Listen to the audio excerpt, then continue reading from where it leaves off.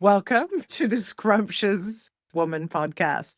I'm so pleased to have Colette Roy with me, who's a beautiful author of an incredible book and a relationship coach and so much more. Thank you for being on here. Thanks so much for having me, Juliet. Always a pleasure to see your face. Thank you. Thank you. I would love you to just explain to our listeners just what drew you into writing this book? And it's because it's all about relationships and clutter, right? It is that. It is. I have been a professional organizer in Boulder for about 20 years. And Love so it. I've been in homes, even before that, a professional residential cleaning. So I've been people's homes and relationships for 30 years. And Wow. I think you all know when you go into someone's house, you get the real bird's eye view of what's truly happening and what's going on. And it's not always bad, but I have seen over the years how clutter impacts the relationship inside the home because we each have different clutter thresholds. Seriously, we're all different. We all come to the table with different lenses, and clutter impacts each of us very differently. So you may have a partner who, if there's 17 pairs of shoes at the front of the door, they're going to lose their shit. But that might just be the norm for you. You're just like, that's cozy. That defines home for me. But to really look at the differences and to understand how it impacts each other so that there can be a really clean, yummy discussion. So we do a lot of communication tools inside of the book because a lot of us don't know how to talk about conflict. When conflict starts coming up, our nervous system starts coming online. And once that happens, we're off to the races. And who knows what's going to happen because the nervous system is now in control. So I talk a lot about how to recognize when you're triggered. And it's important information. I feel like I just came to it in my 50s. Isn't it amazing, right? That it's the last 10 years or so, we've really been talking and learning about the nervous system, and that this is what activates us, right? And where we go into that response where basically the cognitive part of the brain just goes offline and Bye-bye. we are in a state and we're in a nervous system response. But recognizing that someone else's behavior is often that might trigger it because it triggers that response within ourselves. And what you're talking about, conflict, and even as simple as not cleaning up your dishes or putting your dishes in the sink and not in the dishwasher. How many people have I taught and coached that have the biggest fights because of this? And so, Absolutely. whoa, there's some other stuff happening here. Right. And I think really it probably is other things, but it is a really deep need that some of us don't even understand or recognize in ourselves about how we want our place to feel, how we want to feel in our home, how we want to create sanctuary.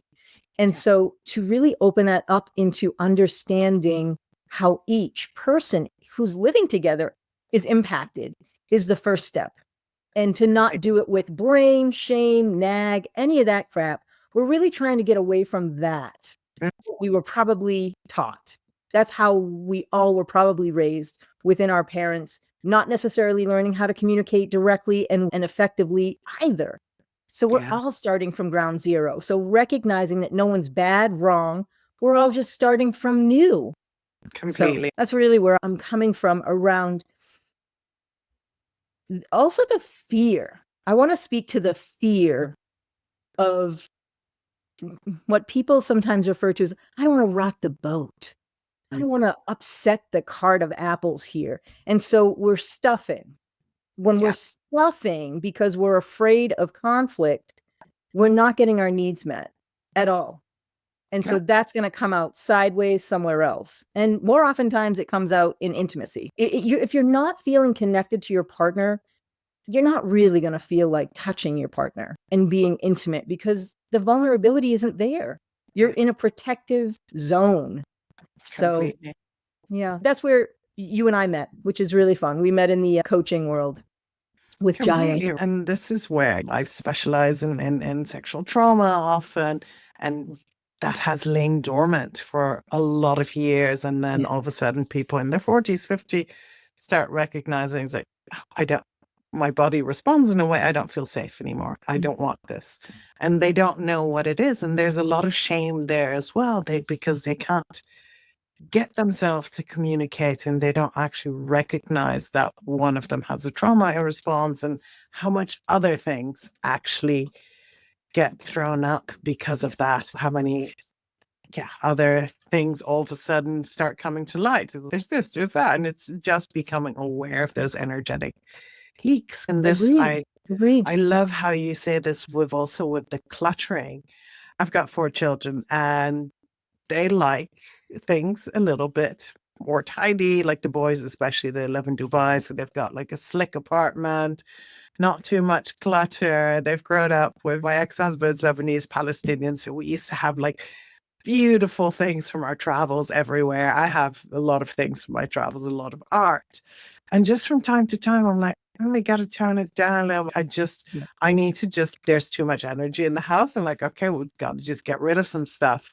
And I love also seeing where the energetics of that really makes such a difference. Going through your closets, giving stuff away, maybe selling stuff, just doing a good clear out of everything. And it doesn't have to all come at once because I live in a big house and then it would be forever. But I like just tackling a little bit each week. And sometimes it's just like that kitchen drawer. Don't we all have that kitchen drawer? Yes. That's really important. I think so many people just have this mindset of, oh, I'm going to get organized. I'm going to do it this year. And it's really small steps because you can, like you said, you can get so overwhelmed because you see the hugeness of the project because your house could be large or you could have a lot of inventory. And that alone could actually create some people into stopping right there because they just go, I'm never going to get through it. I'm not going to start.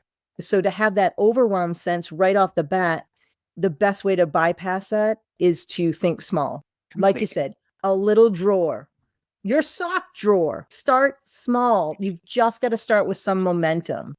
And that momentum will help build because if you do a drawer that you're in start with a silverware drawer. That's an easy one. You know, you're going to keep most of your silverware, but there's probably a bunch of shit in there that you don't need. It's just landed in there. You don't need it anymore. So every day you open up your silverware drawer, you go, ooh, that's sexy. Oh, I like that. I like that feeling. I like how that feels in my body. I want to do that with my bathroom. So you just have to start small. And you'll start having some great strides towards wanting to have that feeling in other areas of your home. And that's the beauty, right? It's the feeling. It's a feeling. It's a body feeling. Like anytime that we bring that emotion and body sensation, that's for me feeling is both an emotion and a body sensation. So, I want more of that. And that becomes almost addictive, where you know, you're creating that new neural pathway. Oh, I want to feel like this more in my life. Absolutely. I want to go back to trauma. Because I, for so many years, did not know that I had trauma in my life because I had different definitions of what trauma was. Yes. And because I didn't identify or have those things happen, what I deemed as trauma, I did not identify that I had any.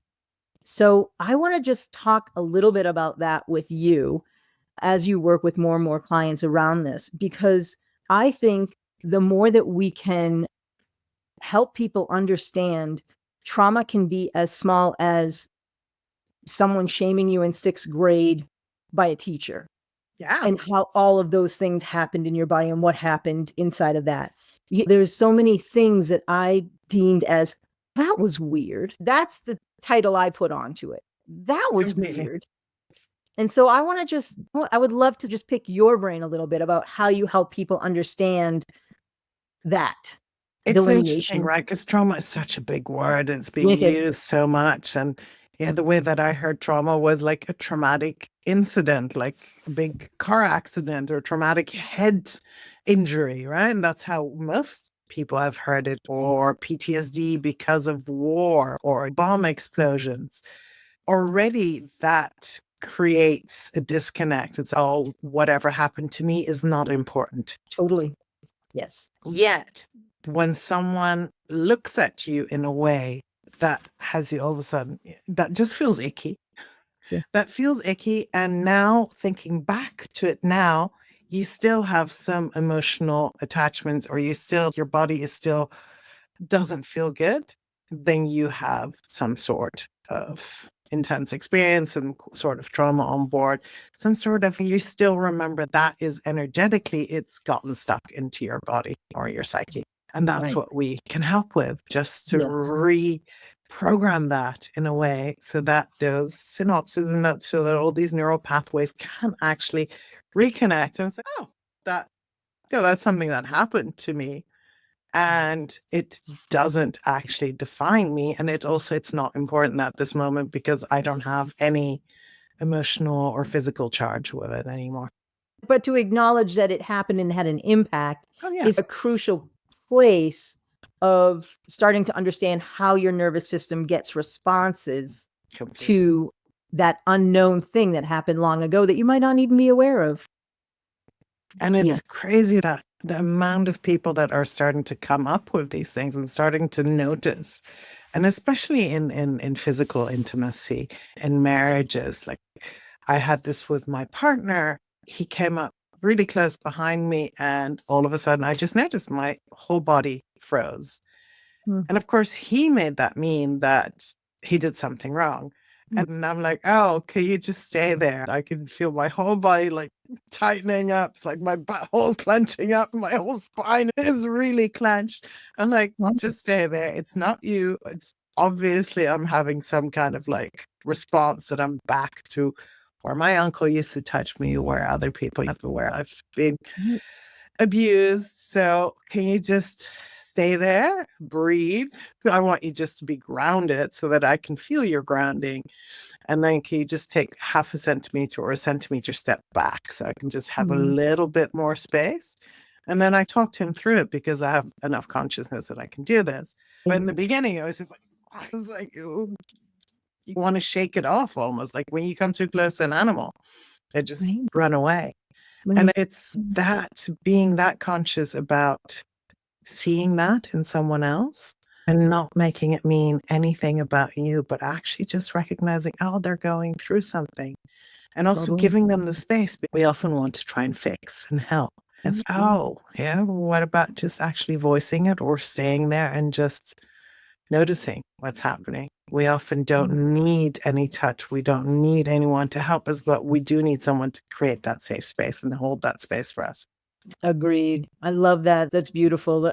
A lot of the communication tools that I teach, actually, I'm really a big fan of the dyad. I teach the dyad inside of the book because I think a lot of couples don't really understand how to create a safe space between them. And so that safe space can and will have major impact in how you can start to talk about hot topics, whether it's clutter, sex, how you're parent rearing, whatever it is. But understanding that, I love what you said. If a partner understands how you're feeling, I would think that partner would want to help not have that happen for you. Not always, but at least it's an opportunity. So if you, rather than saying, I hate when you never put your shit away, or how about this? When you don't put your shit away, I get nervous and anxious and I get into a negative spiral about our relationship. And then I actually don't want to have sex with you is a whole different way of communicating that may bridge the disconnect. And that's what I really love about the dyad is that you start to practice the muscle of saying hard things and trusting that it's okay to do so without a huge blow up.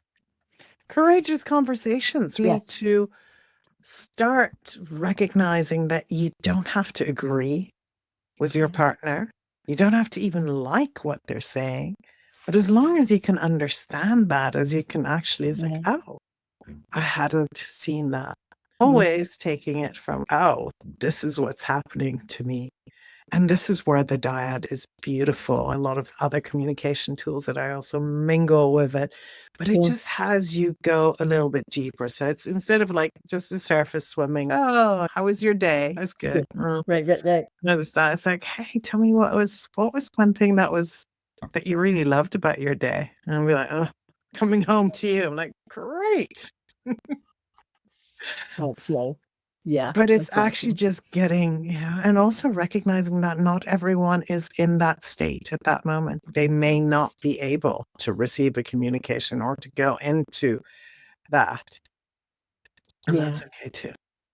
Yeah. I try and get people to understand that it's really helpful to schedule Yeah. communication so that everyone can be on the same page, because clearly we each have different days. And if it's not scheduled, it's an out of the blue situation and gives no one, I don't know, it just doesn't give people the time and space to prepare for something that might be triggering or upsetting. And Beautiful. if you know that you have an hour or two scheduled with one another to unpack the stuff that's been bubbling or not bubbling, or maybe even really unconscious, then it really gives that wonderful opportunity to sink in together and problem solve versus react. Completely. And it's oftentimes what I tell my couples, check in with each other saying, hey, I'd love to, yes, do some communication with you. There's something that's come up and I just feel like it's in between us. And I just want to clear it up because I love you. Do you have time at 7 o'clock tonight? Yeah. Yes. And then they'll be like, because then they can check in saying, actually, I don't have the bandwidth. I'm in the middle of a big project. I need to finish it. But what about counter offer tomorrow at 7 o'clock in the morning? And then it becomes a two-way street again. It's not like, I need to tell you what's going wrong with me. And you always do. And you never. Beautiful. Yes. Trigger words, everybody. Trigger words. And it's funny, right? Because I look back at my marriage and raising the kids, and definitely I've said some of those things, right? It's like we're all human. We've definitely done that. But you also recognize where you hear that yourself, it really didn't feel very good. True. Really true. Yeah. So anyway. So tell us, what are two things that couples can do to declutter their lives and bring more connection into it? I think one of the first things that most couples need to be reminded about is to focus on your own stuff.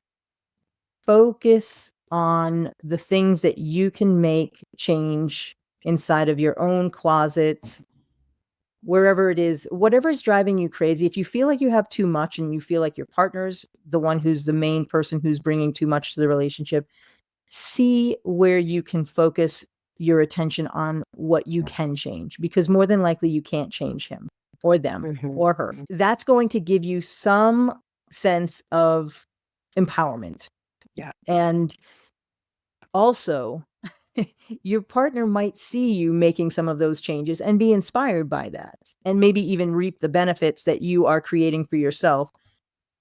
It's unclear, but that's where I would start first. I see so many of my clients focus on their partner's stuff versus their own stuff, when in reality, that is really where they probably should be focusing, because they probably have more to some extent. And then the second thing is really set some time up together to have some of these deeper conversations that don't have to necessarily turn into a fight or an argument, but that they can turn into a safe environment for you to share what your hopes, your wants, your needs are. And you get to work as a team. That's so crucial. Work as a team to come up with some problem-solving techniques around the house. If I find out that my partner is just losing their shit because of the shoes, I want to be kind. I want to be caring. I want to help my partner feel safe in their own home. So I'm going to do my best to mitigate those shoes. And it's not always about changing your own behaviors, but it's a loving gesture. And that's what I want to keep saying. keep seeing it as loving gestures versus you're trying to change your partner, or she's trying to change me, or he's trying to change me. However it's going, just think about what it is that you can give your partner that won't harm you. Completely. Yeah. What won't harm you? That's interesting.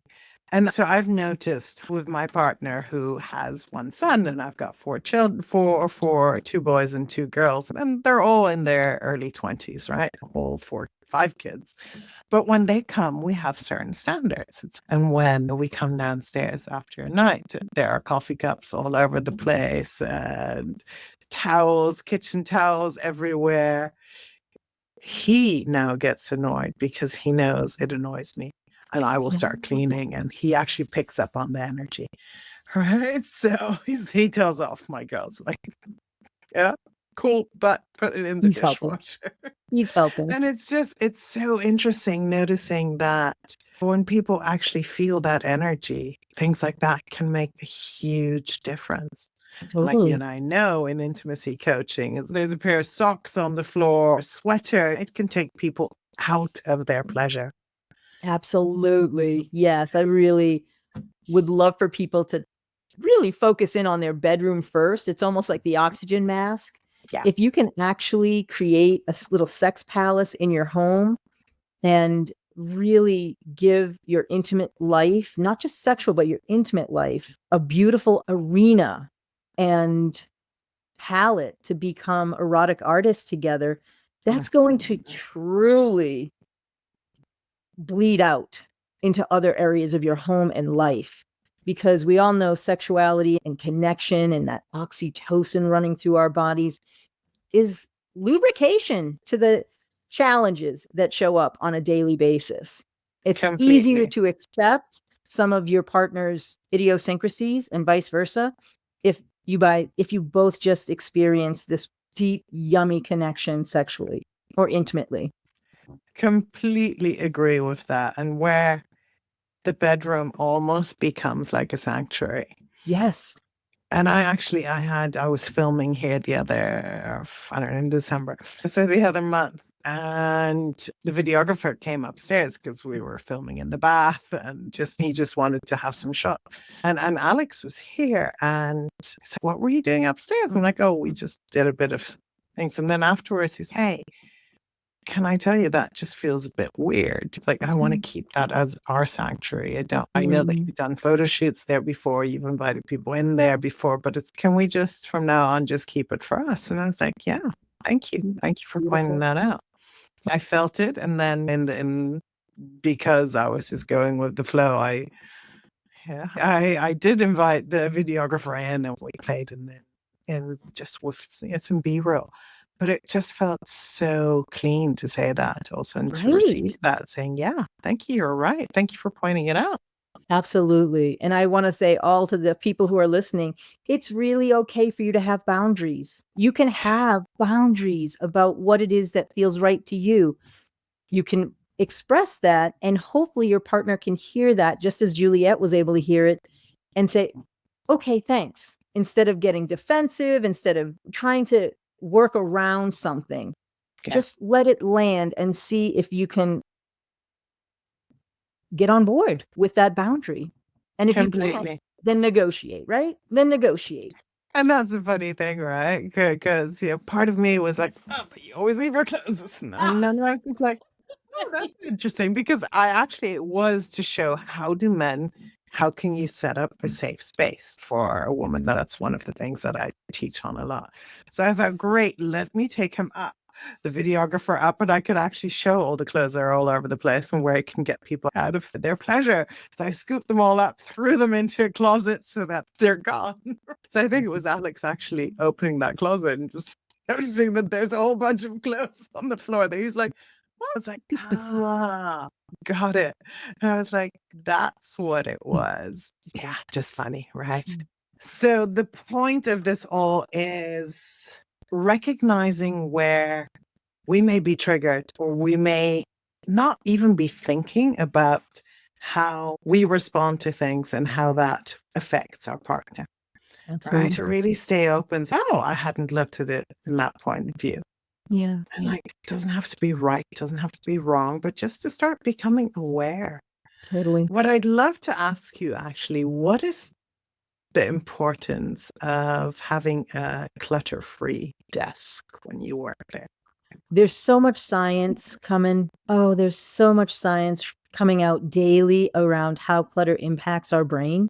And if you can imagine, it's really hard for your brain. Sometimes people don't understand how their brain is super impacted. But if you can recognize, if you have a whole bunch of shit on your desk with not a whole bunch of organization, your brain is going to be scattered because it's seeing all of this visual clutter.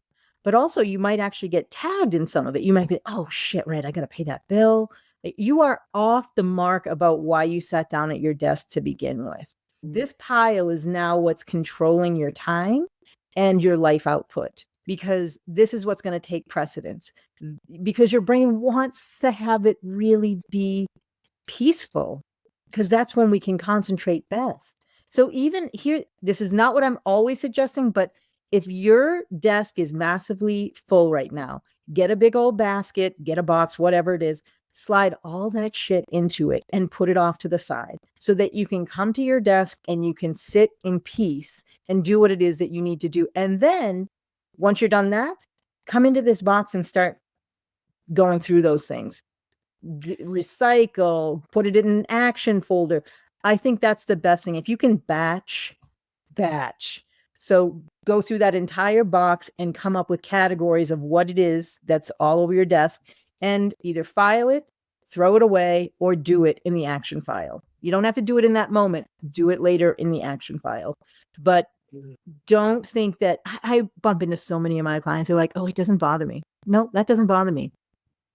And yet the second that we actually pick it up, we go, oh, I feel better. We didn't realize we were holding our breath maybe a little bit tighter. And also, we as humans want to totally identify with what we think our identity is.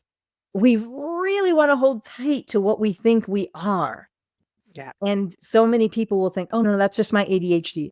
That's fine. That doesn't bother me at all. It's like, okay, let's see. Let's take it away and see how you feel. Oh, yeah. No, I feel better.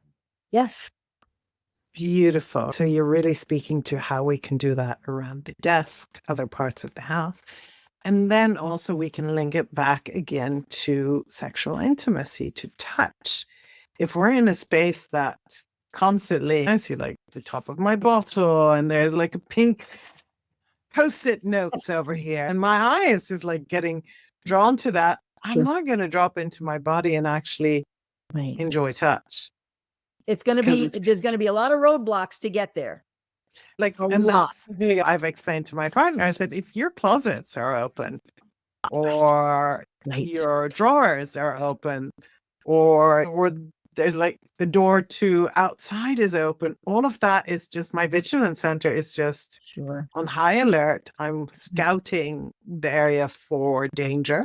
So I'm not body.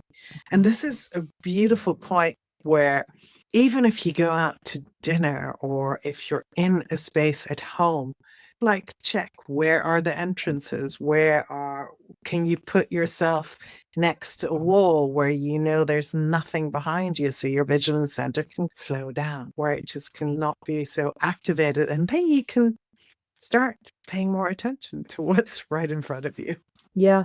And the quickest way to get there, y'all, is if everything is really just pretty disorganized and there's too much, it's going to take maybe an hour and a half to clean up before you actually find intimacy. Close your eyes, get some blindfolds, do something to help mitigate your visual clutter. Because and also go to a different space. Go outside, whatever. Absolutely. But really, you can just go internal, close your eyes, take some breaths together, and pretend all of that stuff is gone. Yeah. And it's just the bodies, and it's just the two of you.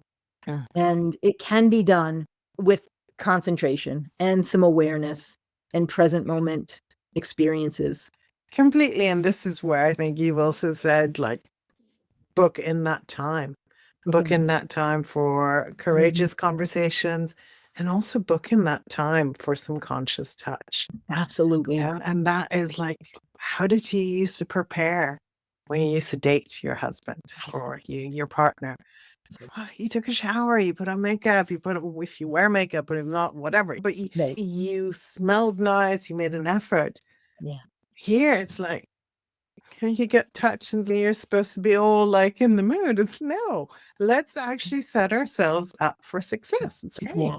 This is what I tell my clients. I'm like, do date morning. Don't do date night because you're going to be tired. But do a Right. date morning. Morning. Make sure that the kids are out of the house or you've got babysitters, the dogs have been taken care of, the cats, whatever you have. Put your damn phones away and just schedule, even if it's only 45 or 50 minutes, it's already beautiful because some people can't go straight into much more. And they're like, listen, I can do 20 minutes. I'm like, great. 20 minutes is perfect for us. And I really want people to just start recognizing it doesn't have to be this goal towards orgasm or this goal towards even sexuality. It really can be, I just want to rub your feet for 10 minutes so that you and I can have a moment that's not doing. We're just being together. Yeah. And I'm hopefully making your body feel better in those 10 minutes where I get to touch your body. Yeah. So, yeah, I'm a fan of orgasm, people. I am. Yet, I'm a much bigger fan of connection. Completely. And so often, a lot of women cannot get to orgasm unless there is some kind of connection. Absolutely. Yes. Yes, ma'am. Beautiful. Colette, let me know, how do people find you? What's the best way to, obviously everything will be in the show notes, but just let us know. Yeah, my website is Clutter and Couples, all spelled out. Clutterandcouples.com. And that's in every social media platform. That's where you can find me. I have a great YouTube channel that I'm really starting to populate and dedicate time to.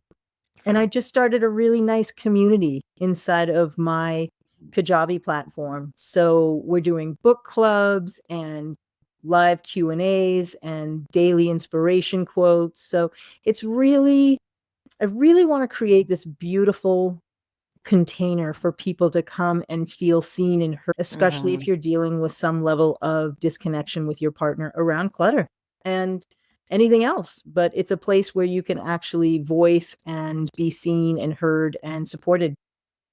Beautiful. And it feels like it's a very shame-free Indeed. community because it brings up so much shame often, right? Clutter is I'm a bit of a hoarder. You're right. Sure. People are traveling the world with a lot of shame for many different reasons. And we are there with 100% non-judgmental support.